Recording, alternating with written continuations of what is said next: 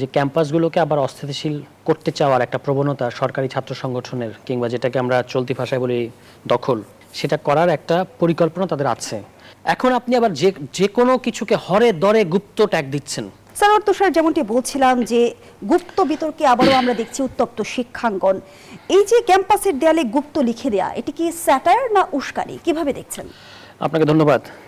সার্বিক পরিস্থিতি দেখে মনে হচ্ছে যে ক্যাম্পাসগুলোকে আবার অস্থিতিশীল করতে চাওয়ার একটা প্রবণতা সরকারি ছাত্র সংগঠনের কিংবা যেটাকে আমরা চলতি ভাষায় বলি দখল, সেটা করার একটা পরিকল্পনা তাদের আছে।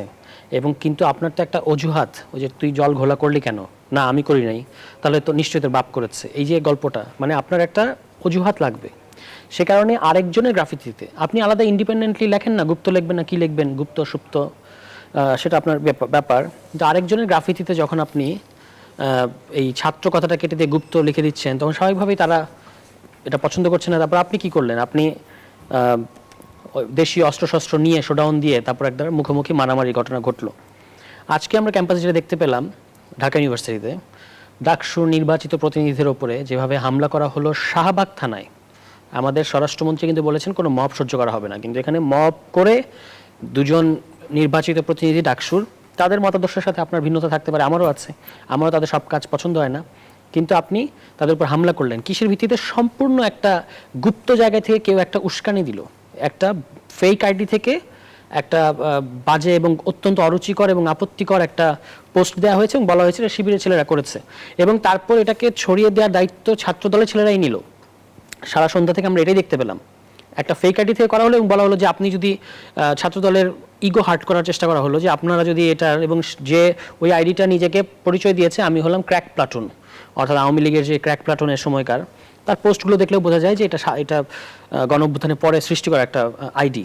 সেখান থেকে বলা হলো ছাত্রদলের যদি রক্ত গরম থাকে বা একটা যদি আরও অনেক বাজে ভাষা ব্যবহার করেছে, যদি এগুলো থাকে তাহলে আজকে শিবিরের বিরুদ্ধে তোমাদের ব্যবস্থা নিতে হবে, আমরা দেখতে চাই।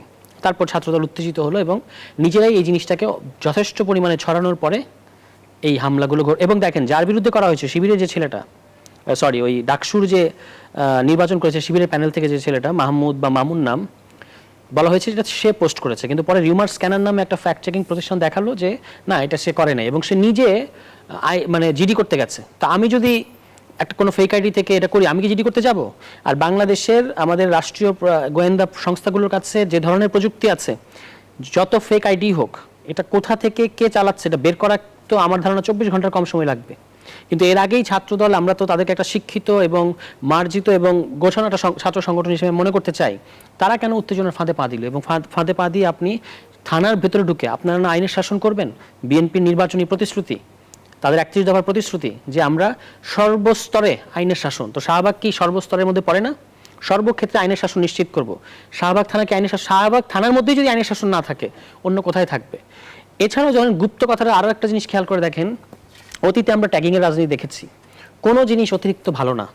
শেখ হাসিনা যখন রাজাকার কথাটাকে এমন ব্যবহার করতে করতে করতে সমস্ত কিছু রাজাকার হয়ে গেল, তখন কিন্তু এটার বিরুদ্ধে তীব্র প্রতিক্রিয়া হয়েছে। যারা জীবনেও কোনোদিন শিবিরের রাজনীতি করে নাই, যারা জীবনেও কোনোদিন রাজাকার শব্দটাকে ওন করে না, তারা পর্যন্ত এক পর্যায়ে বলতে, মানে তাদেরকে এটা মানে বলতে বাধ্য হয়েছে যে আমি রাজাকার। যদি শেখ হাসিনা যদি বলে তাহলে আমি রাজাকার, এবং কেউ কেউ বলেছে আমরা রাজাকার, এই কথা কে বলছে? বলছে স্বৈরাচার। আসলে তো আমরা রাজাকার না, তারা স্বৈরাচার। এইভাবে ছাত্ররা বা শিক্ষার্থীরা প্রতিবাদ করেছে। এখন আপনি আবার যে কোনো কিছুকে হরে দরে গুপ্ত ট্যাগ দিচ্ছেন, এবং আমরা দেখতে পাচ্ছি বিএনপিরই এক পক্ষ আরেক পক্ষ গুপ্ত কি শুধু ট্যাগিং নাকি এর বাস্তবতাও রয়েছে? মানে কিভাবে বাস্তবতা? ধরেন ছাত্রদলের যিনি এখনকার যিনি সেক্রেটারি নাসির সাহেব, তিনি অন রেকর্ড একটা মাছরাঙার একটা প্রোগ্রামে বলেছেন যে বিগত আওয়ামী লীগ আমলে আমরা কেউ প্রকাশ্যে রাজনীতি করতে পারি নাই। তো আপনি তো গুপ্ত রাজনীতি করেছেন, করতে বাধ্য হয়েছেন, সবারই পরিচয় লুকিয়ে রাখতে হয়েছে সবাইকে। এর বাইরে আপনার দলে কেউ একজন করে, তো আপনি যখন তাকে পদ পদবি দেন তখন আপনি তাকে কেন স্ক্রিনিং করবেন না কেন? আপনার দল, এবং আমরা তো এটা দেখতে পাচ্ছি যে বিএনপির এক পক্ষ আরেক পক্ষ গুপ্ত ট্যাগ দিচ্ছে। আর যদি গুপ্ত কথাটাকে ট্যাগিং আকারে আরেকটা পক্ষ ব্যবহার করছে, সেটা হচ্ছে বামপন্থী ছাত্র সংগঠনগুলো।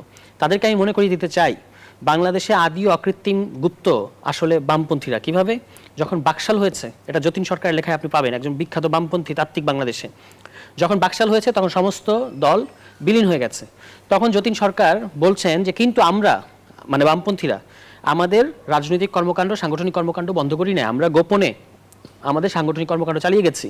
এবং আপনি জানেন বামপন্থীদের দীর্ঘ গোপন রাজনীতির দীর্ঘ পরম্পরা আছে। তাহলে আপনি যে একটা সংগঠনকে টার্গেট করে এখন গুপ্ত গুপ্ত বলছেন, যদি কোথাও গুপ্ত থাকে, কেউ যদি অন্য কোনো সংগঠন অনুপ্রবেশ করে থাকে, আপনি মানে উইথ ফ্যাক্টস আপনি সেটা বের করে তাকে চিহ্নিত করেন। তুষার, যে জায়গাটায় প্রশ্ন রাখতে চাই, আমরা দেখলাম যে মাত্র 2 বছর আগে 24-এর গণঅভ্যুত্থানে ছাত্রদের ঐক্য কিন্তু ইতিহাস বদলে দিয়েছিল।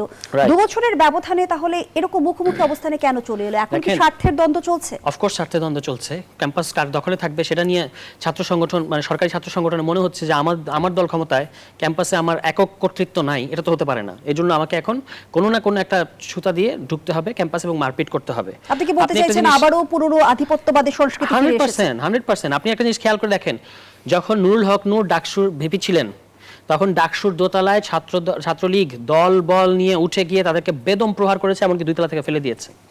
তারাও ডাকসুর নির্বাচিত প্রতিনিধি ছিল।